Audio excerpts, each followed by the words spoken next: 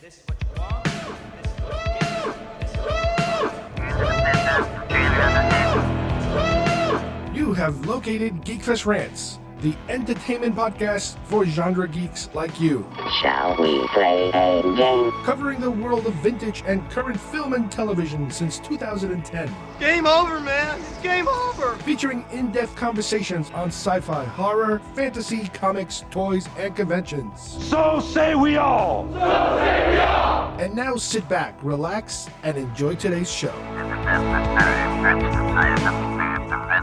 There is an inexorable force in the cosmos, where time and space converge, where the here and now may be forever. An unavoidable whole, moving through space, swallowing everything in its path. Now, man is about to enter the black hole.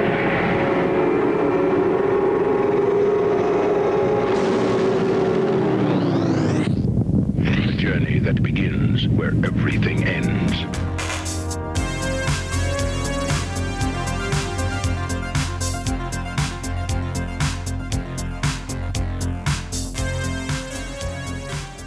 Hi everybody, and welcome once again to GeekFest Rants. My name is Carlos Perone, and today we are doing another toy review. We're going to look at a couple of pieces that I got a few months ago. Very classic genre material.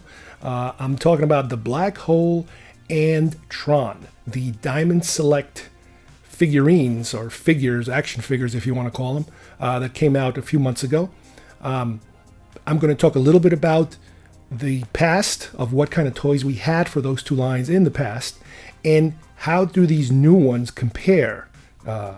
They're great looking pieces. From what I've seen, I really hope they go into the future with them, with more of them. But let's take a really, really close look at those two new lines. You can collect them all. You are a toy. Batteries not included.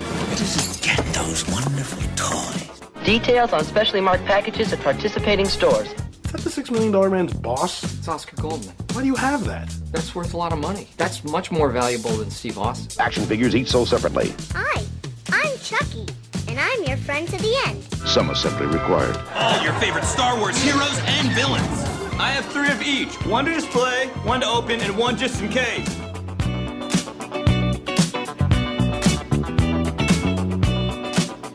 Today we're going to review a couple of toys that I recently got. I don't know if you can categorize them as toys. They're really very well made figures. They're super articulated, very large. So they're not exactly, what I would consider, the throwaway kind of kiddie toy. These are somewhere between a super fantastic statue and an action figure, somewhere in the middle. I know we talked about in the past regarding like McFarlane's, for example, and how realistic these things are. And as far as I'm concerned, this kind of falls under that realm in terms of, man, have these things gone so further than ever before in quality. The two different sets that we're going to talk about today are Tron, the original Tron, and the Black Hole. Now, we talked about these on different episodes and in different manners. Primarily, reviewing the actual films and talking about that sort of thing. But we also attempted at some point, I remember, to talk about the toys. Because even though these were not blockbuster, performing type of films, as a matter of fact, they were somewhat disappointing financially, I believe. First, you had the Black Hole, which, as you guys remember, the Black Hole was Disney's answer to Star Wars. When Star Wars came out, every studio said, we need to make our own Star Wars.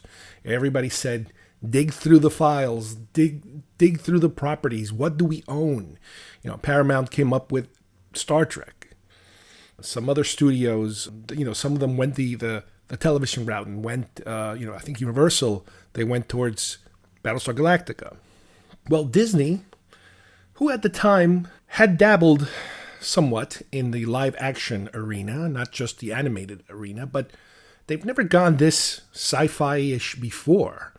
Disney used to be more like adventure films, pirate films, that kind of thing, comedies, that sort of thing, light entertainment. But with sci-fi, they chose to go a little darker, a little more adventurous, I guess you could say, because it's science fiction. Well, the first endeavor was The Black Hole. And like I said, The Black Hole was financially, I believe, disappointing. It didn't do the blockbuster, dollars that they hoped it would make, like Star Wars did. Their toy line, which to this day I still look for them, included action figures, which I still don't own any of them. I have been, like I said, I have been looking for them, but they're very expensive to find. With the movie, they came out with, I believe, a line of action figures and a line of larger size figures, dolls, more like it.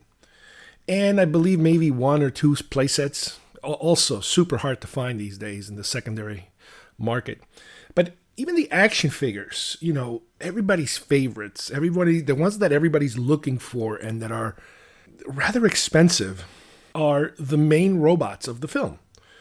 Your Maximilian, which is the red robot, the red bad guy robot, and your Vincent, the little worker floating robot. Those are the ones that everybody's trying to always look for on eBay and all these different Facebook groups that I belong to, because they're very innovative, very different. I mean, you could kind of say that some of these are the poor man's version of R2-D2. Yes, you could say that. Maximilian was a very threatening looking robot, but, the design, the music, the presentation was way, way better than the movie itself. The movie just didn't quite make it, if you will. It kind of felt, I remember, kind of like an Irving Allen disaster film, because it's this whole thing that is going to culminate in what happens if the ship goes inside a black hole. And that's kind of, sort of, more or less what happens in the film, even though the film takes this weird turn that I don't know if it's trying to be a little 2001-ish or a little too cerebral for its own good. Very ambiguous, confusing kind of ending. But anyway, the bottom line is that it's still a fun film. I watch it on Disney Plus now. It has all the Disney catalog. And it's still a fun film to watch because it still has that kind of feel, that 70s kind of feel to it, with a little infusion of modern special effects. Again, Star Wars was a very big influence because everybody's trying to do a Star Wars kind of film. But anyway, these particular toys that were put out by Diamond Select this time around focuses both, like I said, on the Black Hole and on Tron. Tron, like I mentioned a while back, was a little more commercially successful, I guess you could say. A little more memorable, influential, could say. The film actually got a sequel, many, many years later. I forget, I think it was around 2010 or something, which I really enjoyed. I really liked that sequel. The original film is a little strange in terms of visually groundbreaking. We've never seen something like that, trying to create what we think a video game world would look like. By not really showing a video game, by showing an interpretation of what a video game would look like, because even back then they didn't have the technology, to show you that on film. So as you guys might remember, the characters are shot in black and white, and then they are kind of colorized to give them the neonish kind of look to them, to kind of create these effects. At the same time, they did come up with these computer-generated graphic, more like looking, but really they're probably more animation cells that are being shown to simulate, what a computer-generated image would look like. So a lot of stuff like that was being done, which, again, groundbreaking for the time, but the film, yes, did not set the world on fire. The film to this day is a little slow, a little monotonous, if you will. You're kind of waiting for these set pieces to happen, for these effects to happen, for these action sequences to happen, to really be blown away. But even though, you had some pretty big stars, you have Jeff Bridges, Bruce Boxleitner, not bad, but it's really the effects and the sci-fi element of it that really is what endures more than the storyline. The sequel, forget it. I absolutely love the sequel. I love the way how they did it. It continues with that story more or less, but I think it's a much better film. But anyway, toy-wise, once again, they were able to come up with a line of action figures, somewhat innovative, you could say. Not your typical made action figure. Black Hole had typical action figures, if you will, in terms of what they look like, how they were manufactured. With Tron, they went in a completely different direction, and these are figures that were kind of translucent and had a certain tint to them. So you had certain characters, but there was also this aspect of trying to create, that glow, that neonish hue that the film characters showed, trying to replicate that on an action figure. And that's what they came up with, which was, again, it's not super realistic, but it's very innovative. I think that's the only time I've ever seen them try something like that. I know they even had some of those light cycles they made, and I could have sworn, if I remember right, you could put a ripcord through them and pull on it, and the wheels would spin, and you could put the figure, and whoop, it would just zip through the floor. So it was that technology, which really doesn't really exist anymore. People don't do that. A lot of, I guess, too many mechanical parts to make that thing, wind up. But then, like the Black Hole, that was it. That's the last and only time we actually saw anything pretty much related to the Black Hole as far as merchandising toys. I mean, every now and then you might catch something off the radar, like a t-shirt or maybe a button or something, but no major toys. With Tron, it was a little different. With Tron, I think longevity of the action figures maybe lasted a tiny bit longer, even though it just like the other ones, they did not get a secondary, I believe they didn't get a secondary series, or, they didn't go beyond the initial one. However, many years later, I believe they recreated, those original figures, and they resold them and recarded them again, similar to like Reaction, how they've all of a sudden jumped on the market of the retro looking thing. Well, I think it was even before these guys that I forget what company it is that they redid them again. And it was more similar to the Hasbro Retro Collection because I think they also even replicated the card. They might have even used the same molds for all I know. I'm not sure. But yeah, those are still around. You can find those, reproduced ones out there. And then at a certain other point, I think they created these more futuristic, probably more cartoony animation looking figures, like a continuation of what they thought, the future of Tron would be. And they released some figures like that. And again, I think that line also died pretty quick. And then you had the movie, the Tron Legacy film, which, had its own wave, pretty big wave of action figures. Not very long lasting, because again, the movie did not do as well as they thought it was going to do. And that brings us to last year, and I believe this year, when all of a sudden I started to see, not so much with the Black Hole, but with Tron, I started to see these, and maybe they're a little older than a year, but kind of like a Disney line. And I'm not sure if they were part of a video game or something, where they had these Tron-looking figures with some Disney characters like Pluto or Mickey or something dressed up as kind of Tron-ish looking figures, much smaller. So they were selling them as packs. And again, I don't remember exactly what they were. It might have been associated with a video game. I'm not sure. But then I started to see Diamond Select.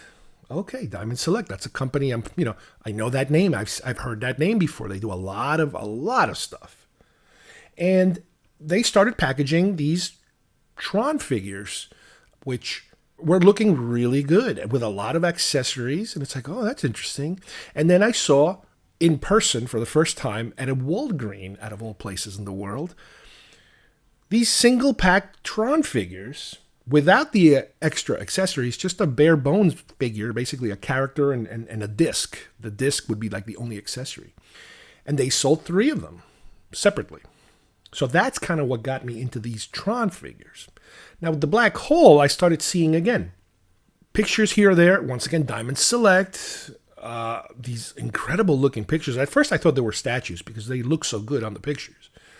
But then I was able to really dig a little deeper into, I think it might have been a toy show display or a toy show type of presentation. It might have been last year's Toy Fair for all I know. I don't remember exactly where I saw it, but I'm pretty sure it was on YouTube, where they were previewing these figures, and they're amazing with a lot of accessories. No bare bones version of them. So I was like, wait a minute, these are fantastic. Forget me trying to find those original ones. This is it. This is what I need to get my hands on. And it's ironic that, these two movies are so tied together, not only because they're Disney, not only because they came out a couple years apart. One was basically their next attempt. First you had the Black Hole, then you had Tron. I think the Black Hole might have been 78 or 80. And then Tron was like 82, I think. So they were kind of close together in how these things were released. And it was like, okay, well, let's try again. We can't generate our own Star Wars, but let's try doing something different. You can respect that. But what was also ironic and a little bit sad at the same time is that when they did make the Tron sequel, Tron Legacy, the director of that movie, when the film was coming out and there was a lot of hype around that film, the fact that Daft Punk was going to do the music, and which the music was fantastic. It was just as important as anything in the film, as far as I'm concerned. There was a buzz going around in some interviews that the director of the film was most likely possibly going to be remaking The Black Hole. That kind of went nowhere. In the film itself, I remember there's a clip where the young kid is talking to his dad, Jeff Bridges, and in his room, with amongst all his toys, there is the poster of the Black Hole. So I don't know if that was a little kind of like a product placement or wishful thinking or giving the fans a peek of what they thought was going to be coming next down the pike. But unfortunately, that didn't happen. But I could imagine this film, somebody making it, remaking it, rebooting it, whatever. It's a big enough subject that it could be done in a modern fashion. It's not the type of film that it's like, oh my God, it's such a perfect film, don't ruin it by remaking it. No, it wasn't really that great. It had some very iconic, cool set pieces, but overall, it just wasn't that great. It also had some pretty well-known actors. Anthony Perkins was there, Maximilian Schell, Robert Forster, Ernest Borgnine, out of all people. And some pretty well-known, voiceover people too. But anyway, let's go over the first figure, and that is the Diamond Select version of the Maximilian robot. This is a much larger figure than I thought we were going to get. The figure, you can kind of say, is probably in proportion to the Tron figures, because if I remember the film correctly, when a human is standing next to Maximilian, he's not really head to head. Plus the fact that Maximilian can float up in the air. This is just an incredibly made robotic figure, and I'll show you some of these aspects of it. You have the three arms that spring out of every side of his shoulders, which you can actually, if you straighten out the arms, if you actually take the time to straighten them out, you can actually rotate them on its axis to select, which you want to portray. So you can actually, rotate these guys and pick which arm you want to stick out. Now, the trick to the arms is that they both have more or less like an elbow joint. So that's kind of cool. However, only one of the three arms has a detachable, I guess you could call it hand, where you can substitute, for example, this one that I have right now, I have it set up so you have the blades. You could see the blades.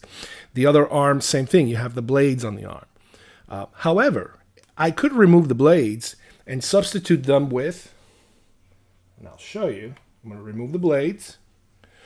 I'm going to substitute the blades with what resembles rotating blades. So you can put those there. So now it looks kind of like he's coming at you and the blades are rotating like it did in the movie when he gets all angry and stuff.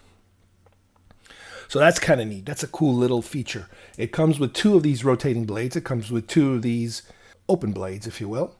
The other option that you have with him is that you can also substitute the blades with the closed claw, which is, I'm not entirely sure if the closed claw is basically the blades just pointing straight out as a claw. It's possible. I don't remember exactly. But that's another option that you have.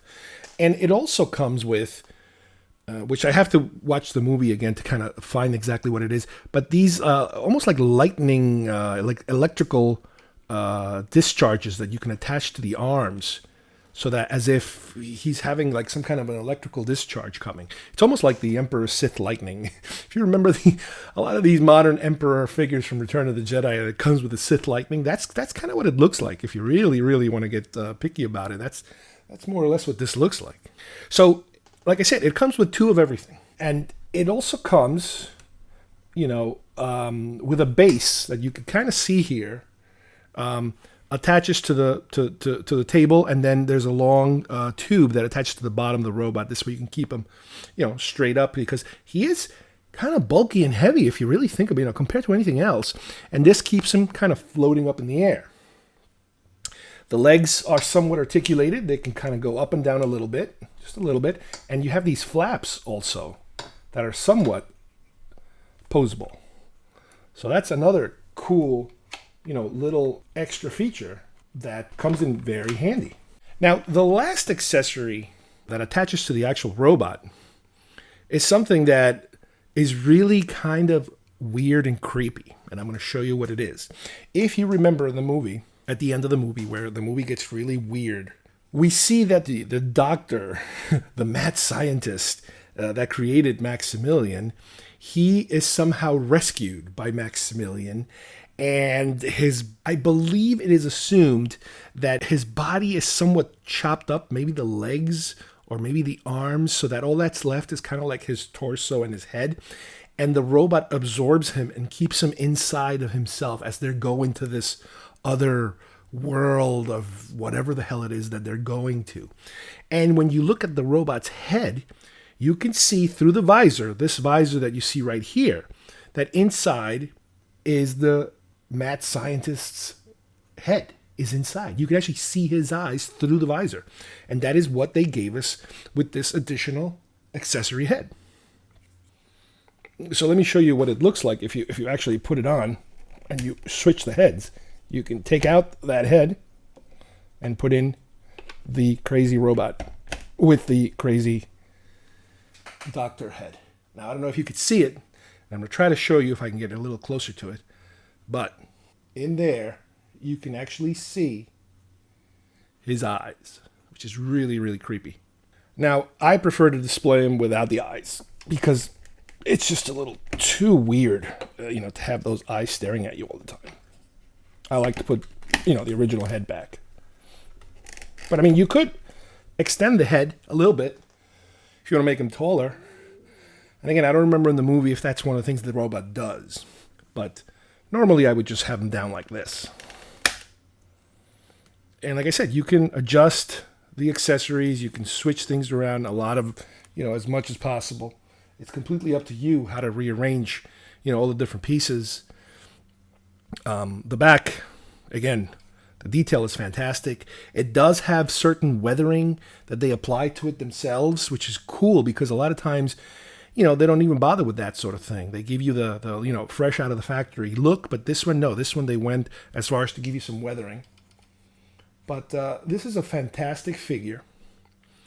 Now, there's 2 more things that comes with this figure. And what it also comes in the package is this wall kind of piece and this background, electronics kind of piece display. And what you do is you put this here and here. You attach these 2 together. And this connects to another piece that I'm going to show you in a few minutes to create a display area. Now, the display area really is for the other set of figures, not this one, because this one is too big. That bottom round piece, as you can see, it's pretty large. And what I'm going to show you in a few minutes is the other piece that you can marry to this base to create a display piece for the other 2 robots. All right, now, the second set for the black hole is basically a pair of robots. You have Vincent and Bob. Obviously, Vincent and Bob. Once again, these are in perfect proportion to the larger robot, the Maximilian. These particular robots come with their own different display bases in order to be able to prop them up. Because again, remember, these are always flying around. Now, just like Maximilian, these robots are full, jam-packed full of movable pieces and removable and replaceable accessories. All of these pieces that you see, these bottom flying pieces, they come right off. They could be substituted with shorter ones like this, so that they don't stick out as much as that. So it's kind of like all the way inside the leg cavity, if you will. You can have that set up. These claws from the front and from the sides, you can take them off and substitute them with claws that are retracted. So you have much smaller ones that can pop right in there.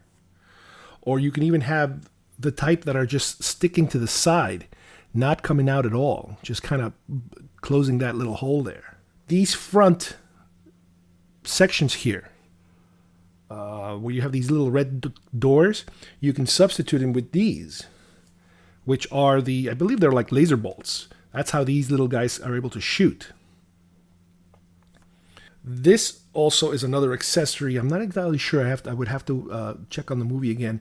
It might be some kind of key device or something similar to like an R2-D2 type of key device that you can actually, I believe, pop it in here, for an additional device that comes out of the robot. The head is really cool because you can lower the head all the way. I remember when he's like nervous or something and he's scared, he lowers the head all the way down. Or you can even open it beyond the regular height, so you could actually see his head. Now, I forget again which scene it was, but I think he kind of like, I don't know if he gets electrocuted or he gets scared or something, so the head pops up even higher than normal, which is really, really cool. I mean, this figure is just simply amazing. The detail that went into making this thing. And like I said, all these replaceable parts that you have, they're just incredible. Like, how much you can customize this thing, which in meaning in how you want to display it. There's so many different ways of displaying them that it's just incredible, how much you could do with them. The Bob one, which is the beat up version. I mean, look at this. It's got so much damage everywhere. The head on this one really doesn't pop up. It just rotates because I guess he's so damaged. But a lot of these pieces are also removable, like we said, with the other one. And you can substitute, some of these replaceable pieces. Now, what's really, really interesting about both of these is the stands. Now, I wasn't very familiar, with Diamond Select stands, and I don't know if this is just a normal thing that they include in some of their particular, pieces that they sell or not. I don't know, but so they come with these clear stands that you could see right here, that you can actually add extra pieces to them if you want them to be floating higher up, and every joint that is removable, you can remove all these joints to make them bigger or smaller. And they each have a little screw, a little Phillips screw. And that's something that I had to kind of get used to and figure out exactly how they work. Because, you don't want to force these. Once these things are locked in place, you don't really want to force them. So for their particular purposes, I made them only this high.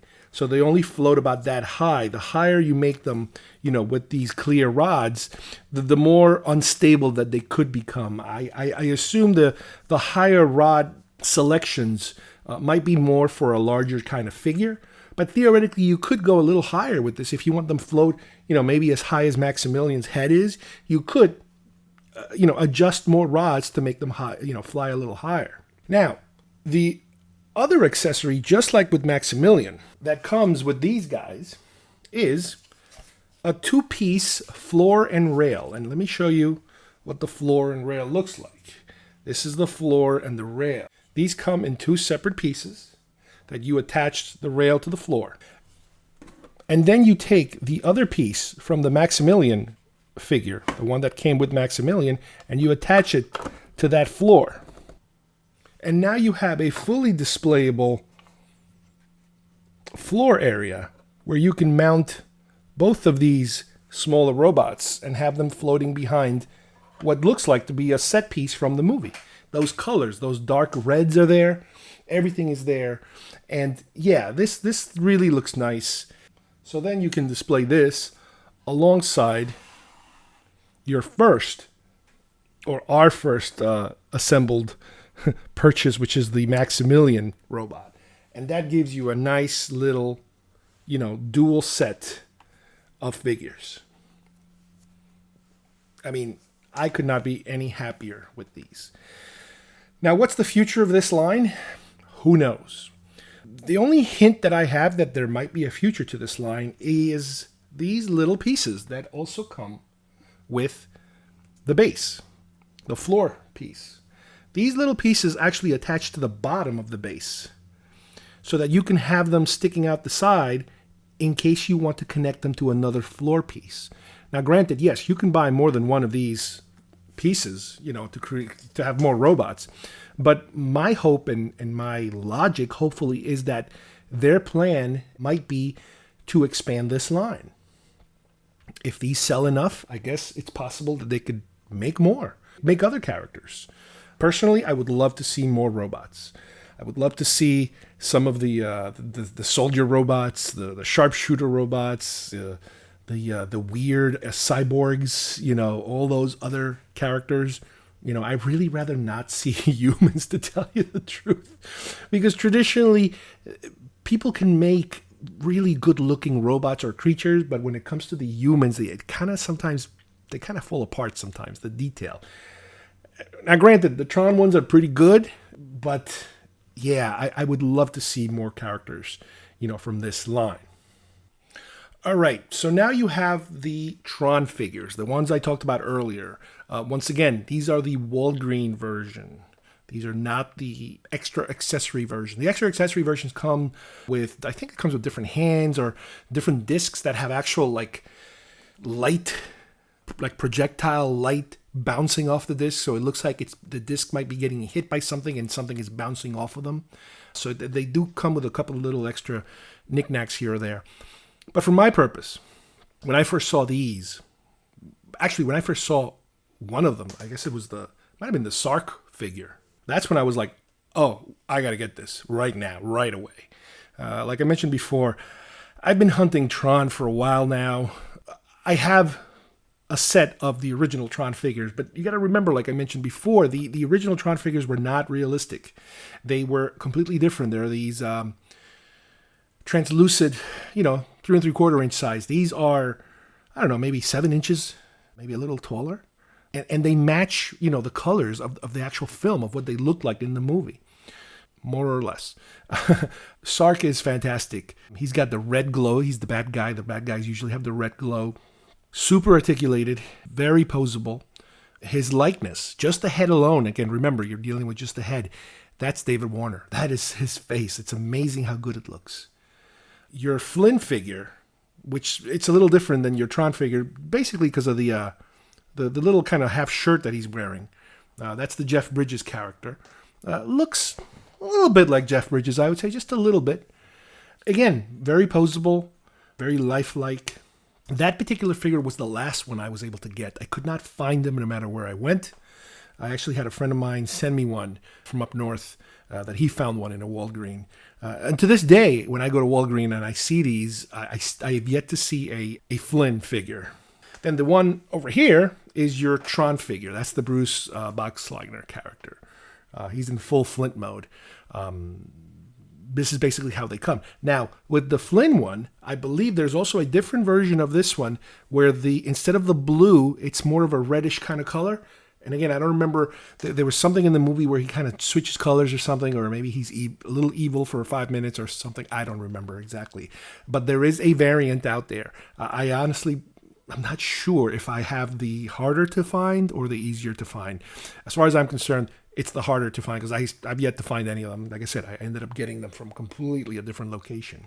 This is again, another series that, yes, I saw the ones that are a little more expensive. I mean, these were, I think, if I remember right, these might have been about $17 a piece, as opposed to the more expensive ones that are probably in, I guess, $29 or $25, something like that come with the extra accessories. As far as I'm concerned, no big deal. I don't really care. No special bases. And that's another thing, the basic base that you see here is just enough for them to stand on. That's one of the things, I guess, if I have any complaint about the way these were manufactured, the foot joint, the foot peg really is super loose on the stand. So I had to put a little bit of paper there to kind of make it a little tighter. The discs that are holding, which you can attach to the back. There is a hole in the back of them, of the figure, where you can actually attach the disc if you don't want them holding the disc. But the disc, when they're holding it in the manner that they're holding it right now, very flimsy. The hand does not grip the disc hard enough. So I could, easily knock down these by just pushing this table just a tiny little bit. It would fall right off. But with that said, as you can see, there's some very good, action-ish poses that you can do with these. Now, what's the future of this line? No clue. I do not know if they would even want to expand this line. I don't know how successful it was. The fact that they could afford or they could venture to create 2 versions of these is really unusual for me, that in terms of that, wow, does that help them or does that hurt them? Do you dilute the line by creating a cheaper version, a more affordable version? I don't know. I mean, again, that's how I bought them. So, I'm all for it. Would they want to create more characters? Yeah, there's more Tron character, not necessarily human characters from the real world, but from the Tron world. Yeah, there were a couple of other characters they could have created. So that's a possibility. You never know. You had the Red Guards. I remember those are like the really bad guy Red Guards, beef bulky. There's the female lead. I forget her name. There's the old scientist doctor, whatever, the guy with the beard. That's another possible one. Ram. If you remember Ram, there was a character of Ram, I think. A younger one. I think his name was Ram. So yeah, they could make a couple more. And again, with the accessories, I don't remember exactly, how many accessories it came with, but there was that little ball that talked. I wonder if that's part of the accessories. And man, they could really make a motorcycle. Can you imagine a light cycle that is compatible with these figures? Oh my God, that would be so awesome. It would be just super awesome. Don't know if this will ever work out. With these toys, just like we talked about, the McFarlane lines, with these toys, they put out something and they hope that people get into them. If they get into them, then they consider making more, wave 2, wave 3, series 1, series 2, that kind of stuff. So I honestly don't know what the future, of this line is. Are they looking to go another one? I would love to have another set of these, another 3 characters. It'd be great. Just like the Black Hole. It would be great to have more of these. But, who knows, what direction they want to go with these. So, once again, I hope you guys enjoyed this little toy review that we did today. This is a company that I really never kind of jumped into. I talked about McFarlane's, I talked about Kenner a lot, I talked about Hasbro a lot, but I never really took a deep, dive into this particular world of toys. And man, it's just amazing, the work that they can do these days with these pretty much obscure lines, because these are lines that they're made for us. They're made for people that grew up in the 70s and the 80s, because again, most kids these days, you tell them Black Hole and Tron, and they're like, what? They might know a little bit of Tron from Tron Legacy, but this is all based on the original stuff. So that's another possibility. They could make some Legacy characters too. You can have an older and a younger Jeff Bridges character. That'd be cool. But anyway, I hope you guys enjoyed today's reviews.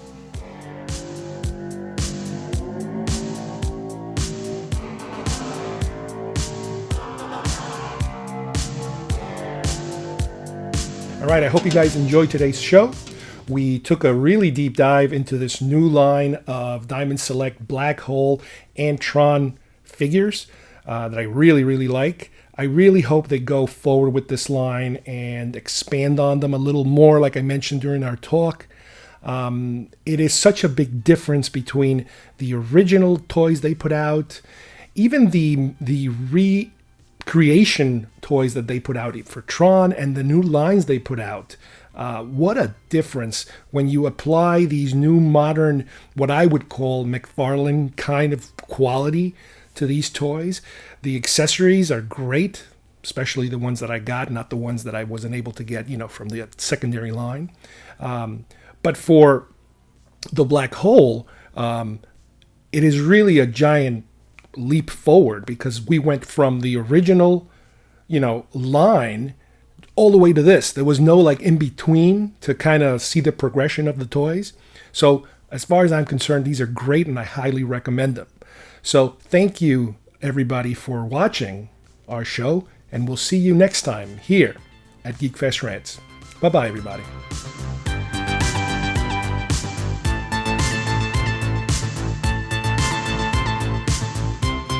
It happens inside the computer in a dimension man has never seen. Kevin Flynn, computer genius, is programmed into the world of the computer.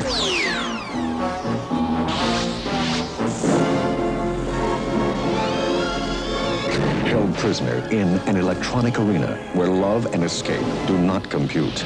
Tron, an adventure inside the computer, rated PG. Coming soon to a theater near you.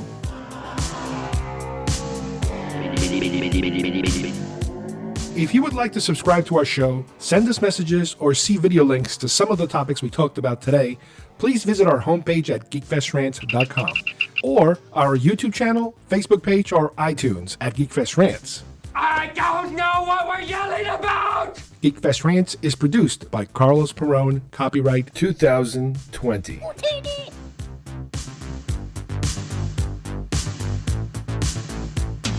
This broadcast is part of the IC Robots Radio Network. Visit icrobots.com for this and many other nerd/nostalgia related podcasts. You won't be sorry for long.